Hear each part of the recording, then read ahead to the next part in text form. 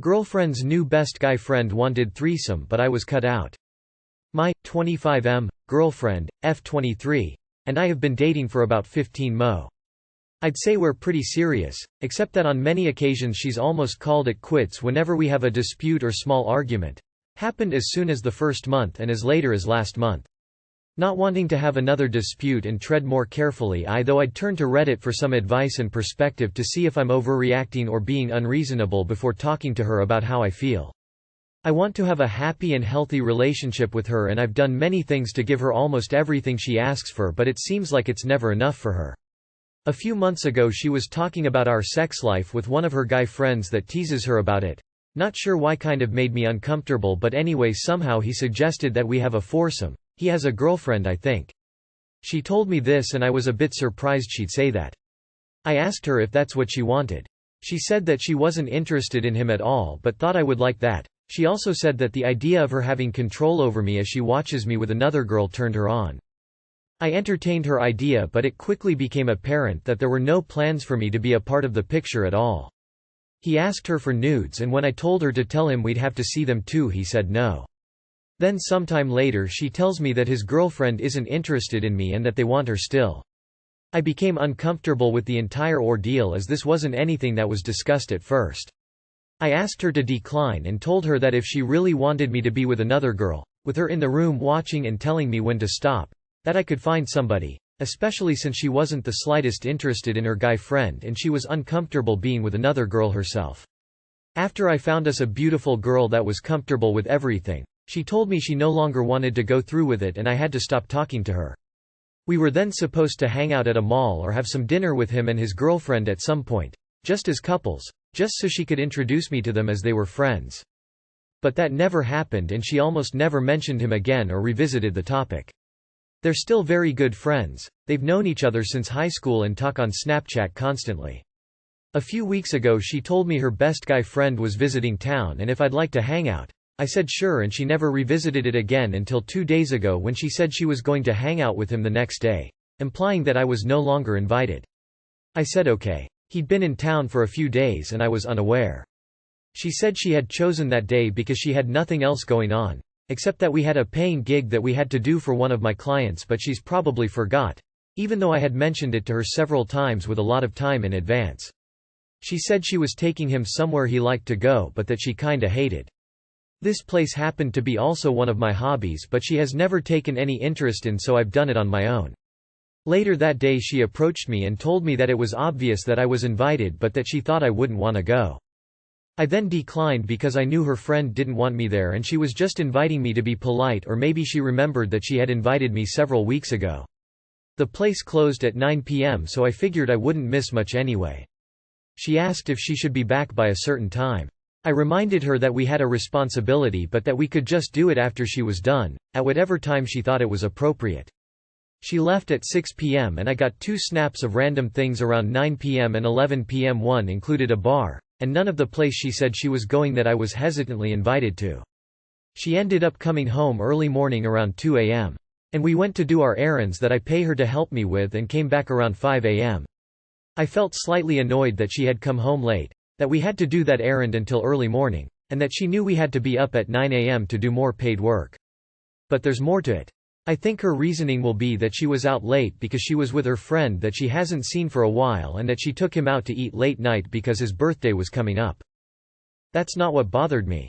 However, it's the fact that she's forgotten my birthday before and that she isn't interested in my hobbies but will do them with her friend who has actively tried to sleep with her. And that's okay to her. I've never talked to him or met him, and what's even more troublesome is that her previous best guy friend also did the same thing that he's doing and she was aware of his feelings but told me it was okay. She eventually stopped talking to her previous best friend because he was crossing many boundaries, and the situation was escalating and he was a danger to himself and her. Moreover, her current guy friend is also best friends with her previous guy friend. Even her previous boyfriend used to cheat on her and she never seemed to be fazed by it. I understand I also have many flaws and make mistakes, but I'm working towards becoming a better self. I'm just concerned that she doesn't see their behavior as inappropriate and it will get out of hand one day. She left today, probably for work, but not sure, she didn't say. We had talked about going to do one of my hobbies that starts today, but when I asked her when she would like to go, she seemed like she backpedaled and didn't answer. The hobby is the one she supposedly did with him last night. I would appreciate any advice or perspective as to how to approach her and tell her that the whole situation with her friend has made me feel uncomfortable. If you read this far, thank you. If you comment, I would feel even more grateful. Too long did not read. Girlfriend seems to have a more important relationship with her guy friend who tried to sleep with her. Has gravitated to toxic relationships before. Are you sure she's your girlfriend? Your first paragraph was enough. Having to walk on eggshells around your partner is not normal. This doesn't sound like a relationship. She is stringing you along while she does whatever she wants. From what you said, your relationship is 100% in her control and she knows it. You two do not communicate in a healthy, open way, and you're starting to see the repercussions of that. For your peace of mind and future mental health, break up. There is no doubt you will find a better relationship in the future with someone that wants to be in that relationship with you. Your current girlfriend sounds selfish and flighty as hell. 2 a.m.? STD tests. Do not pass go. Well, if you like the idea of her having control over you, she clearly already does. Your relationship is not healthy. Your girlfriend doesn't care about or respect you. You were never part of the plan for the threesome. The plan was for her to sleep with him and his GF. She was not serious about watching you sleep with another woman, as evidenced by the fact that when you found someone to do just that, your girlfriend magically wanted the whole thing dropped. Her decisions about what she thinks you'd like or not like always magically seem to benefit her. Come on. I think your girlfriend is cheating or wanting to cheat. She is taking the absolute piss out of you anyway. She already had the threesome with that couple and probably more. She's interested in that guy and tells you she isn't so you wouldn't be suspicious. She's pretending to involve you, last minute and very vague planning, so you wouldn't feel left out, even though you are. You're the safe bet, he's the side dick with the GF. You're being played. Bro, I think your girlfriend is cheating. Bro, she's not your girlfriend. Straight up had a threesome without you. Tears of joy, tears of joy, tears of joy. Why don't you go out and pick up 2 chicks and let's see how she reacts? Like Christ, what the fuck is wrong with half you posters? My, 18M. Bio parents, 40, SM and F. Want a relationship with me but IDK if I want one with them. I was put up for adoption as a baby. My bio parents had a son already and I guess I was too much for them to take on, so they gave me up. I went through a slew of foster homes but never got adopted. Now I live in an apartment with my best friend, 18M, who is also a former foster kid. Anyway, a couple months ago my bio parents I guess hired a private investigator who found me and gave them my email. So they wrote to me and gave me their whole sob story about how when I was born they were living in their car with no support from either of their families and I was better off getting adopted by a family who could give me the life I deserved. Well, that didn't happen. And they might be telling the truth, but either way they gave me up, which has given me abandonment issues. I didn't respond, but they kept emailing me and saying a bunch of cliché stuff like how they hope I'm doing well and they wish they could see me and if I ever needed anything to just let them know, etc. Truthfully, I wanted to write a mean response telling them I hated them for what they did and to never message me again, but I decided it wasn't worth the drama, so I finally wrote them back saying I wasn't comfortable meeting them. They continued to write me asking if I would be okay with doing a video chat. Honestly, I just wanted them to leave me alone, but my best friend convinced me that this was my one chance to get answers from them and maybe some closure, so I decided what the hell and we scheduled a time to talk. It was really weird seeing them even though it was just through video. It was clear right away that they're definitely my biological parents since I have the same eyes as the woman and everything else from the man. I mean, we really look alike. It was really strange to see them. They got really emotional and both started crying and again telling me how sorry they were that they gave me up and asked a bunch of personal questions about my life. I started to feel like they actually did care about me and that they were being genuine about how hard it was to put me up for adoption. They introduced me to the guy who is technically my older brother. He's 20. And he also looks a lot like me, which was also a shock. He asked if I play video games and if he could add me on PlayStation. IDK, it was all really weird, but I guess I would say it was going well. But then they brought up another kid who looked like he was maybe 10 or 11. When they said he was my little brother, I just instinctively slammed my laptop shut, which ended the call. They didn't tell me they had another kid. IDK, why? But it made me so angry. Like I'm just the one they didn't want. IDK maybe it's dumb to feel that way but it really fucking hurt. They kept calling me back but I didn't answer and then they sent an email asking what happened and if they did something wrong and saying sorry. It's been 2 days and I haven't responded yet. They've sent 3 emails and have tried video calling me multiple times. Part of me wants to say screw them and never speak to them again. But a bigger part of me wants to tell them how I feel and ask why they gave me up but then had another kid after. I just feel lost. I want answers but I'm afraid of what those answers might be. What should I respond? Absolutely use this opportunity to let it all out. Tell them you were never adopted from foster care, that you need to know why you landed in foster care, get the medical history from both sides of their families, and why they decided to keep the baby they had after they abandoned you. It's weird to me that you ended up in foster care without their parental rights being revoked or the older son being sent with you. Usually babies are adopted super fast. I wouldn't video chat them again. Stick to email. I really hope you've got a great therapist because all of this should ideally be guided by them. If you don't, tell them you need their address for billing from your therapist. No matter the answers you receive, you will still have some long-term issues that will need work and help from a therapist to get over, cope with better. I suspect there is no answer in your mind that will make it okay for giving you up, and you being in foster care. I am sorry for what you have gone through. On the other hand, I would reach out and say you need time and you will reach out when and or if you are ever ready to have a relationship and to please stop contacting you at this time. There's probably a lot of resentment. They need to understand how hard this must be for you. They seem way too pushy. I honestly would just cut ties and move on. You've gotten this far in life without them. They reached out when it was convenient for them. Why did they wait this long? Former foster kid here. If anything, use this to get medical history. You owe them nothing. They had another kid less than 8 years after putting up when they could have easily tried to find you and worked with the state for reunification. If you want to ask them bluntly why they had another child after putting you up and did they ever once think to look for you before now, go for it. Just be prepared for that to do nothing for you.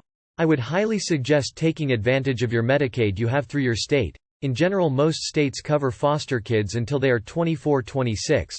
And seek therapy just to maybe have a safe space to talk through these emotions. I'd be hurt as hell too. Bastards washed their hands of you and now that you're all grown up they want you back to complete the package. Probably babysit your younger brother too. Tell em to get fucked. You can use the opportunity to tell everything you've endured growing up in the system. If they're telling the truth, it's understandable they didn't have the financial resources to care for you until you were near an adult. But it's no excuse to not try and get you back, seeing as how they had your little brother. It's possible though they couldn't deal with more guilt of giving up another child. Maybe they're genuinely sorry and want to make amends. One of them can include paying for your therapy. All of this depends if you're willing to let them. It's understandable if you can't. The damage to you was done and all they have left is regrets. You could maybe write an email to them, explain all the things you went through in our life, then tell them to explain the second child also. Sorry to maybe burden more things in your mind. But they had another child even when they had one and could have looked up where you were. I would ask them to explain that. Also that email, draft it. Then wait 1 day to read it, modify it if necessary. Read it the next day and then send it. You can be bitter, you can be petty, you can be hurtful to them. They need to own up to what really happened. Am I the only one getting, no one is your family as a match for the liver transplant needed for your younger son? Do you have anyone who might potentially be a match? Vibes from this? I, 33F, have no luck with men. What do I do? Hi everyone. I'm just looking for some advice. Maybe some of you lovely people can help me. I'm 33 years old and I consistently have no luck with men. I've had one boyfriend in my life. That relationship started when I was 31, and lasted a year. We broke up amicably for logistical reasons. He moved to another state for work. Other than with him, I've been on 2 dates in my life. The first was when I was 17 and the second was when I was 29. Neither went anywhere after that one date. I've never been approached in public. I've had a few men hit on me at parties but they were drunk and trying to get laid. I've tried dating apps, but they just lead to a lot of dead ends. I make it clear that I'm looking to date and not interested in hookups, but the vast majority of what I get is offers to hook up. I've tried doing activities and going places where people meet, not bars or places where the implications would be off. And no one is interested in me like that. I'm not shy, so it's not like I sit in a corner silently. I talk to people, men and women, but the men never like me as more than a friend or someone to talk to.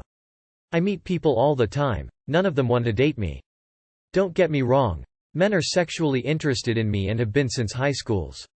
I get offers to hook up, to be FWB, and similar things all the time. I'm just not interested in any of that.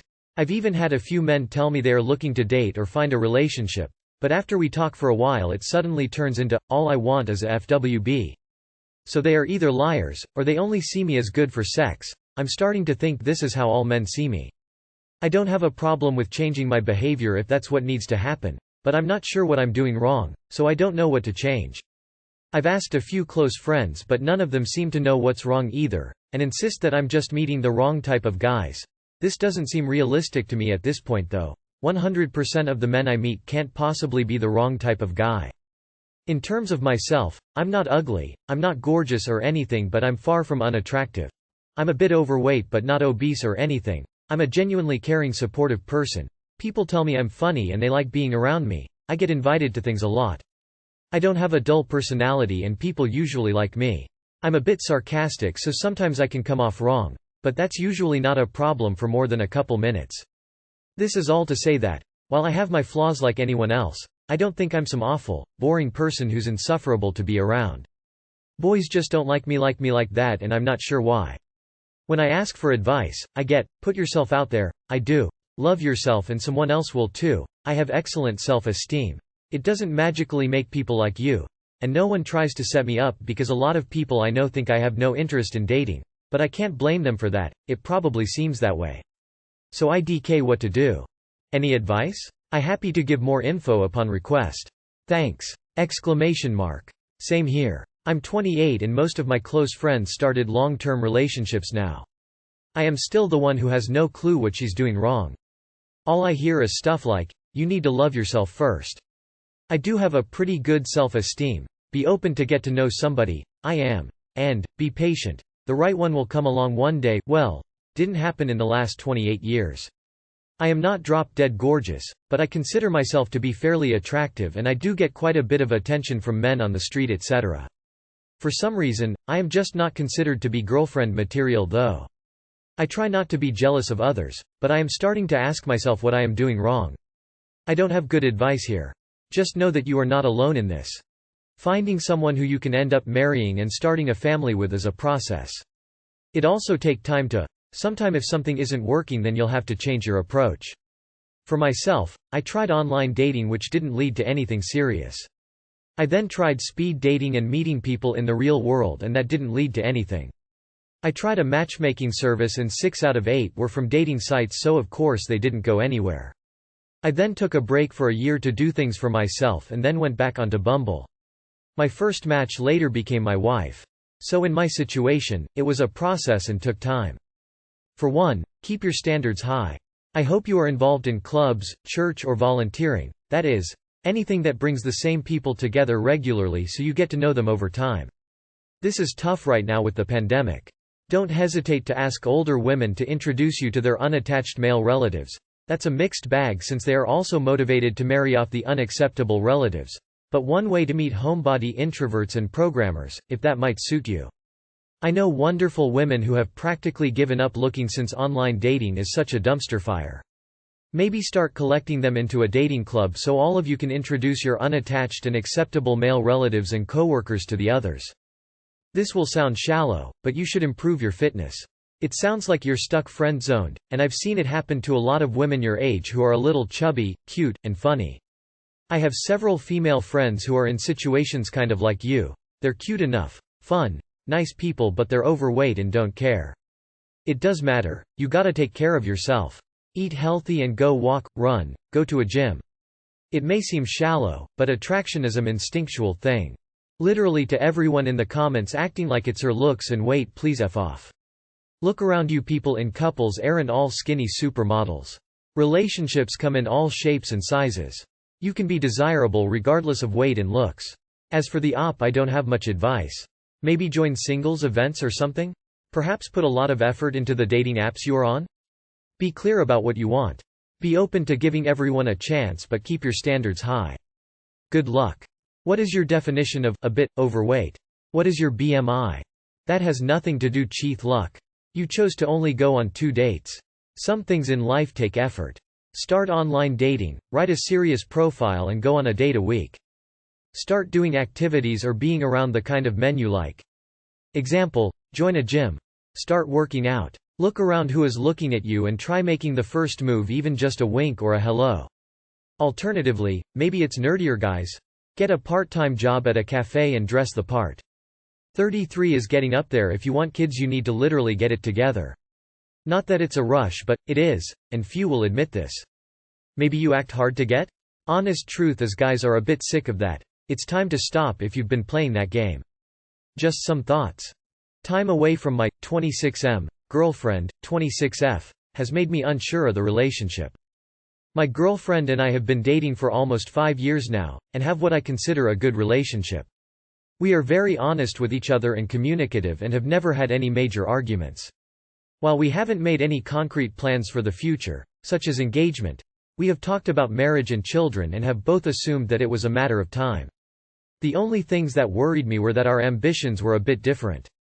I am constantly working to find better jobs and develop professionally, which will probably involve moving to different parts of the country. She is always happy to maintain what she currently has and has no desire to move up, career-wise, and has little desire to relocate. Recently I had some time off from work, but because our schedules did not match up, I decided to travel solo.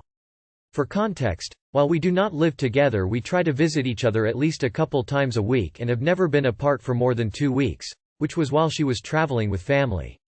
The time difference and internet situation while I was traveling made it difficult for us to video call or chat regularly, and while I never had a problem with it before, I found myself more and more dreading having to check in with her or tell her about my day. While I was traveling with a group of people, I got somewhat close to someone, female, and after a few days after parting I had a brief moment where I wanted to see her in a sort of wanting to see your crush way that I haven't felt in years. While I truly believe that I really do not have any romantic interest in that person, it also made me realize that I haven't felt that way about my girlfriend in a very, very long time. I am in the middle of an existential crisis where I realized that because our time on this earth is so short I need to go out and experience more things and people.